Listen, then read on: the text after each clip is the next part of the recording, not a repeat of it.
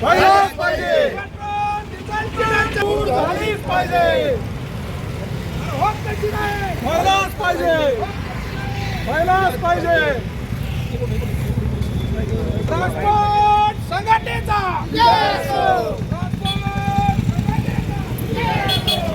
आमीन व्हा, बघताय काय आमीन व्हा, तुमचे आमचे दुःख एकच आहे.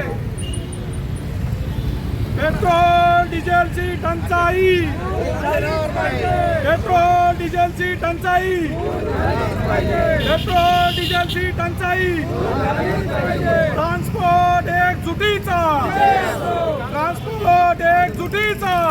पेट्रोल नाही, डिझेल नाही, त्यामुळे मोठे मोठे वाहन आहेत, ट्रक आहेत, थांबल्या, ट्रान्सपोर्ट थांबले.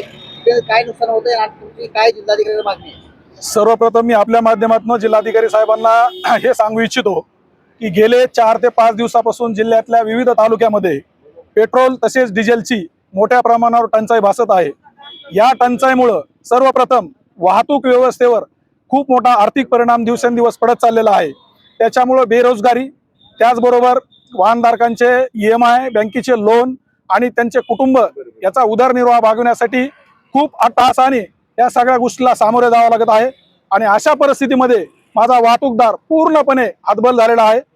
आपल्या माध्यमातून पुन्हा एकदा मी जिल्हाधिकारी साहेबांपर्यंत हा निरोप किंवा हा मेसेज पोहोचण्याचा एक प्रयत्न करत आहे की लवकरात लवकर जिल्ह्यातील पेट्रोलची आणि डिझेलची जी कृत्रिम टंचाई जी वारंवार होत आहे त्या टंचाईवर ठोस असे पुरवठा विभाग असो, जिल्हाधिकाऱ्याच्या माध्यमातून असो, राज्य शासनाच्या माध्यमातून असो, विविध कंपन्यांचे जे काही आउटलेट आहेत त्या आउटलेटच्या माध्यमातून असो, माझ्या जिल्हावासियांची जी या टंचाईच्या माध्यमातून जी हेळसांड आणि आर्थिक जी लूट होत आहे किंवा त्यांचे आर्थिक नुकसान होत आहे त्याबद्दल ठोस असे पर्यायी व्यवस्था काढून या आर्थिक